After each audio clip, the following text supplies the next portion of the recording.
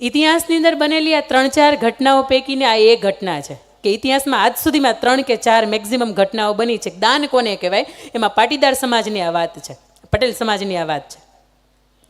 અમરેલી જિલ્લાનું તોરી રામપર ગામ, અને તોરી રામપર ગામની અંદર એક રાઘવજી પટેલ કરીને મોટા મોભી, એ ગામના આગેવાન, આ ગામના પ્રતિષ્ઠિત વ્યક્તિ, અને એ વ્યક્તિના આમના ઘરના એટલે જમનાબા, અને એમના એક દીકરો એટલે દીકરો ડાયો, એમના લગ્ન થાય, ઘર પરિવાર ખૂબ સુખેથી ખૂબ મોજથી રહે. 15-20 વીઘા 25 વીઘા જમીન, પાણીવાળી જમીન, એટલે સરસ મજાની વીઘા એ ખેડે, વાવેતર કરે, એમાંથી જે પણ થાય, પણ ખૂબ સંતુષ્ટ પરિવાર, અને ડાયો અને વ્યસનમુક્ત પરિવાર હતો. એટલે દીકરા ડાયાના લગ્ન પણ જલ્દી થઈ ગયા. દીકરા ડાયાને ઘેર ગંગા નામની સ્ત્રી છે એ પરણીને આવે છે. અને ગંગા એટલે એવી ગંગા કે જ્યારે તમે એમ થાય હરિદ્વારની અંદર તમે ગંગાને જુઓ, નિર્મળ વહેતી, એની બોલી, એની ભાત, એનું ચાલવાનું, એનું બોલવાનું, ઉઠવાનું, ઘરમાં બધાની સાચવણી, પતિની સેવા, રાઘવજી પટેલને જમનાબાની સેવા, ખૂબ એમ કહી શકાય એકો એવી સ્ત્રી કે આખું ગામ એને વખાડે કે દીકરાની વહુ મળે ને તો ગંગા જેવી મળે, આવી સ્ત્રી. અને એમ કહેવાય કે સુખી સંપન્ન પરિવાર હોય ને એની વચ્ચે ક્યાંક કોકની નજર લાગે. આ ડાયો રોજ સવારમાં પોતાની 4-5 વાગે ગાડું લઈ અને વાડીએ જાય, એટલે 2-5 ગામના લોકો ગાંજો પીવે, અને રોજ ડાયાને એવું કહે કે ડાયા ગાંજો પીવા હાલ. ડાયો એમ કે ના રે બાપુ, મારા બાપુ મને મારે, હું 2-5 રૂપિયાનું હજી દાન કરી આવું ને. આથી 240 વર્ષ પહેલાંની આ ઘટનાની હું તમને વાત કરી રહી છું. પટેલ પરિવારને આંગણે સત્ય ઘટના બની છે એની વાત છે. મારા બાપુએ કે હું 2-5 રૂપિયાનું દાન દઈ આવું ને તો મને મારે નહીં, પણ આવા હું ગાંજા પીવા બેહું ને તો મને મારે. એટલે રોજ પેલા એવા ગાંજેડીઓ હોય ને એવું કે તું જોઈ કે તું રોજ તારા વાડીએ કામ કરવા જાસ ને, તું કે ડાયા એક વખત ગાંજાની શર્ટ માર ને તું, એટલે એ કે તારું જેટલું પણ દિવસનું કામ છે ને ફફડાટી બોલાવતું, બપોર સુધીમાં તારું કામ થઈ જાય. આ 1 મહિના સુધી રોજ એક જ વ્યસન, આ એક જ વાત ચાલે કે રોજ પેલો નીકળે ને ગાડું લઈને એટલે એમ કે હાલે અહીંયા, રોજ પેલો નીકળે એટલે હાલે અહીંયા, રોજ ના પાડે. પણ એમ કહેવાય કે પથ્થર ઉપર પાણી ઢોળે ને તો પથ્થરની એ ધાર હોય ને એ તૂટે ખરી. એટલે માણસનું મગજ છે ને એની પથ્થર જેટલું મજબૂત નથી. એટલે એક વખત ડાયાને એવું થયું બરોબર છે, એકાદી વખત લઈને ગાંજો ચાખવા દે ને શું ફેર પડે છે, જોજો વ્યસન તમને કયા માર્ગે લઈ જાય. એની સાથે બેસે છે અને એક શર્ટ મારે ને તો એ શર્ટ ડાયરેક્ટ એના મગજની અંદર ચડી જાય, એને આ ગાંડા ગદોડવા મળે. અને પછી આ લોકો જે 4-5 ગાંજેડીઓ હોય ને એને એવું લાગે કે હવે આને કાબુ ગુમાવ્યો છે, આપણે એમ કરીએ એને ગાડામાં ભરીએ ને એને વાડીમાં મૂકી આવીએ. એટલે એ ગાડામાં ભરે ને એને વાડીમાં મૂકી આવે. સવારમાં દી ઉગે એટલે બધાને ઘરેથી એમ છે કે આ ડાયો છે એ વાડીએ ગયો છે, પણ વાડિયાની અંદર આખો દી પોતે ગાંડા ગદોડે, પોતાને એના મગજની અંદર ગાંધો ચડી ગયો હતો. અને પેલા વ્યક્તિઓ હતા ને એ છુપાઈ ગયા, એને ખબર જ નહીં કોણ ક્યાં છે. સાંજે દી ઢળ્યો, ગાડું વાડીએથી પાછું ન આવ્યું, એટલે જમનાબાઈએ એવું કીધું સાંભળો છો? અને સાંભળો છો શબ્દ એટલે પહેલાંના સમયની અંદર, અત્યારે તો નામથી બોલાવો તમે, દીપક ને રાજેશ ને રવિન, હે, પણ ત્યારના સમયમાં એક એવું કહેતા કે સાંભળો છો, એટલે ખબર પડે કે એકબીજાને પૂરકને શબ્દોને બોલાવે. નકર મોટો દીકરો હોય કે મોટી દીકરી હોય ને એમના નામથી બોલાવતા. એટલે રાઘવજી પટેલ કે ખોખારો ખાઈને કે હા, તો કે હાંજ પડી, દી ઢળ્યો, હજી એ કે ગાડું ન થયું હોય કે હજી આપણો દીકરો છે એ હાંજે પાછો ન થયો. તમે એમ કરો ને, જાઓ ને જોવો ને કે હજી આ રોકાઈ ક્યાં ગયો. એમને તો આજે કામે એટલું બધું નહોતું. રાઘવજી પટેલ છે એ દોટ મૂકે છે અને વાડીએ જાય છે, જુએ છે કે એ ડાયાએ પોતાના કપડાં છે એ કાઢી નાખ્યા હતા. ડાયો હતો એ હાવ ગાંડો ગદોડતો હતો, એના જે બળદ હતા એ કે કેટલું ઘાસ ચરી ગયા હતા.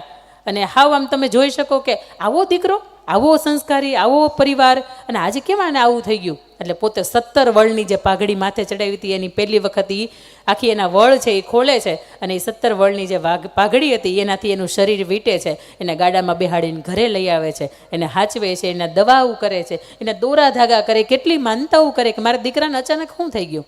પણ એનો ક્યાંય સચોટ તારણ નથી મળતું કે એને થયું છે શું. ગંગા એને સાચવા, હજી તો પરણ્યાના 6 જ મહિના થયા હતા. એમના પતિદેવની સાથે ખૂબ સેવાની, ખૂબ સરસ મજાની જિંદગી જીવતી હતી. પણ ઘટના આવી બની, હાવ ગાંડો થઈ ગયો. કોઈને બોલવાની ભાન નહીં, ખાવાની ભાન નહીં, નાવાની ભાન નહીં, કપડાં પહેરવાની ભાન નહીં. પણ એ ડાયાને આખોય પરિવાર ભેગો થઈને સાચવે. આખા ગામની અંદરથી ઘણા લોકો આવ્યા કે તમે અહીંયા બતાવો, ન્યા ગયા, અહીંયા બતાવો, તમે ન્યા ગયા, અહીંયા ધૂપ ધુવાડા કરો, બધું જ કરી જોયું. છતાંય તે ડાયાના મગજની અંદર કાંઈ ફેર ન પડે. એને નદી, નાળા, પથ્થર, ડુંગરા, કોતર બધું જ ગોતે, પણ એ ડાયો ક્યાંય મળે નહીં.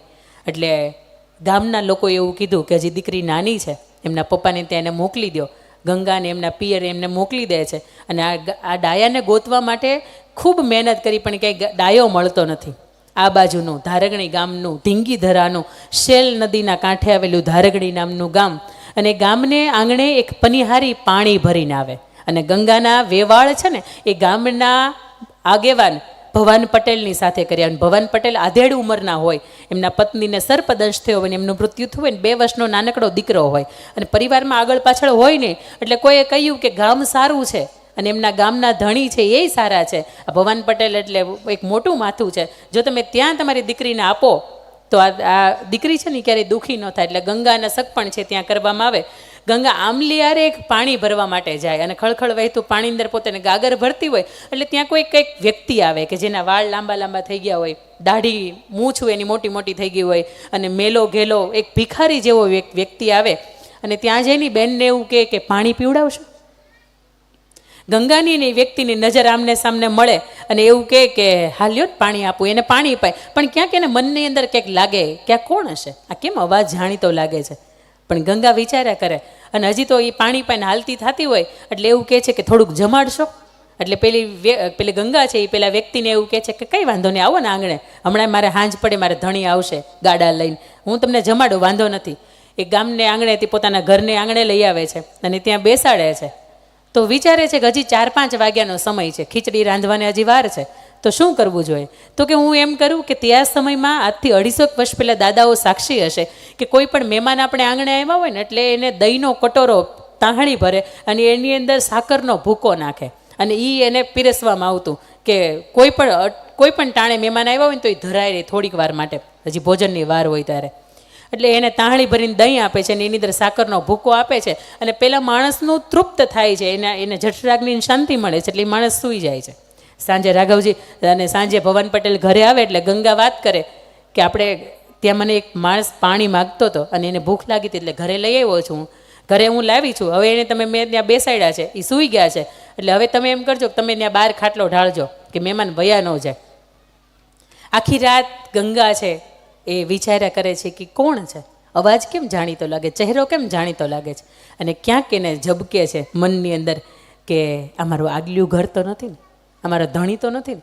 ભવાન પટેલને ઓરડાની અંદર બોલાવે છે ને ભવાન પટેલને કહે છે કે સાંભળો છો, આ પરણીને આવી તમારી મારી વચ્ચે કોઈ સંબંધ નથી, આ હું દીકરાને માટે આવી છું અને આજે મેં તમારી પાસે કાંઈ નથી માગ્યું, હું એક વસ્તુ તમારી પાસે માગું છું, આપશો?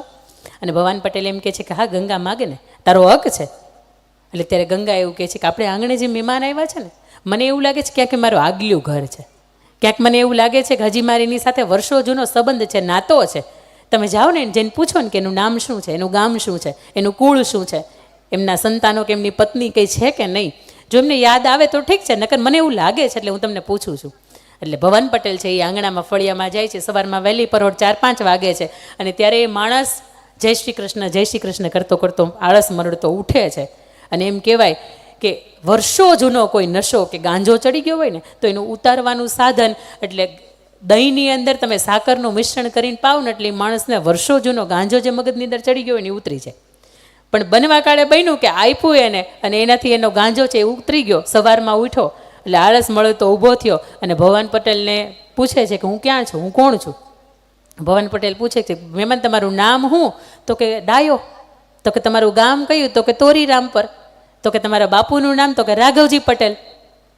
તો કે મારે તો એક પત્ની છે ગંગા, બહુ ડાય છે, પણ હું અહીંયા ક્યાં છું? અને ત્યારે ભવાન પટેલ એવું કહે છે કે બાપ તું જ્યાં છો ને ત્યાં બરોબર ઠેકાણે છો, લે આ મારા કપડાં, તું નાહી ધોઈ લે અને અમે તારા ગામ તને મૂકી જાય. ઘરને આંગણે આવે છે, ઓરડાની માલિપા આવીને ગંગાને એવું કહે છે કે ગંગા મહેમાન છે ને, હાલ આપણે એને મૂકવા જવું છે, તને જેટલા તારા ઘરેણા તું ત્યાંથી લાવી છો, તને અહીંથી ચડાવ્યા છે, જેટલા પણ ઘરેણા છે ને એને તું પહેરીને તૈયાર થઈ જાય, આપણે મહેમાનને મૂકવા જવું છે. અને ત્યારના સમયમાં આપણે ઘૂમટો તાણતા એટલે એને મહેમાનનું પછી મોઢું જોયું ને, તૈયાર થઈ ગયા મહેમાન, એક ગાડાની અંદર બેસીને જાય છે અને તોરીરામ પર ગામની અંદર આવે છે ને ત્યાં પૂછે છે કે રાઘવજી પટેલનું ઘર ક્યાં છે? ઘરને આંગણે ઊભા રહે છે ને જ્યાં રાઘવજી પટેલને સાથ પાડે છે ભવાન પટેલ કે રાઘવજી પટેલ. એટલે પટેલ અંદરથી હોંખારો ખાતા ખાતા, દીકરાને ખોયાનું દુઃખ હતું, દીકરાની વહુવારું હવે ઘરમાં નહોતી ને 2 જણા વૃદ્ધોવસ્થામાં રહેતા હતા, અંદરથી આમ નેજવા કરીને કહે છે કે હા આવો ને મહેમાન આવો. અને પછી એનો જો દીકરો ડાયો છે એને લઈને જાય છે એટલે બાપ દીકરાનો ભેટો કરાવે છે. અદૃશ્ય અકલ્પનીય એક એ દ્રશ્ય છે આખું ઊભું થાય છે કે વર્ષોથી દીકરા તું ક્યાં હતો, અમે તારી કેટલી રાહ જોઈ, અમે તો તને એવું માંડી વાળ્યું હતું કે અમે તું કદાચ ક્યાંક મરી ગયો છો, પણ છતાંય તો અત્યારે અમને દીકરા મળ્યાનો આનંદ છે. એટલે રાઘવજી પટેલ એવું કહે છે કે ભવાન પટેલ એકલા આવ્યા છો, મારે બેનને નથી લાવ્યા? એટલે કે લાવ્યા છીએ, પણ હવે અમારી બેન નથી, હવે તમારી વહુવારું છે. અને એ ગંગાનો હાથ છે એ ડાયાના હાથની અંદર સોંપી દે છે. અને રાઘવજી પટેલના ફળિયાની અંદર એવું કહે છે કે હવે તમે તમારું ખરેખર ખરું ઠેકાણું છે ને ગંગા, આપણી વચ્ચે કોઈ સંબંધ નથી, તું દીકરાને હાચવવા માટે અહીંયા આવી હતી, તો આ ખરો તારું ઠેકાણું છે ને અહીંયા છે. એટલે ત્યારે ગંગા એવું કહે છે કે ભવાન પટેલ, તમે તમારા મારે ઘરને આંગણેથી અહીંયા મૂકી ગયા, મને વાંધોય નથી, પણ મારે તમને એટલું પૂછવા છે કે તમારું પાણીયારું, તમારી ભેંસ, તમારી ગાય, તમારું ઘરનું આંગણું, તમારું બળદ, આ બધું જ પૂછશે. કે ઘરની દીકરી હોય ને એને વળાવાય, પણ તમે વહુવારું ક્યાં મૂકીને આવ્યા?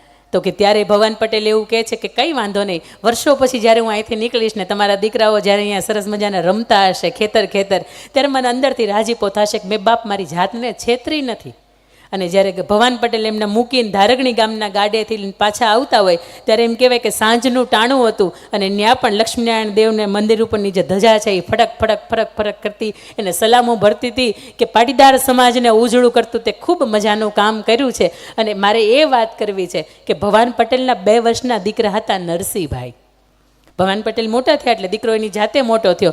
એમને સંતાનની અંદર રણછોડભાઈ, એમના દીકરાનું નામ છગનભાઈ, એમના દીકરાનું નામ રાજેશભાઈ અને એમની દીકરી હું.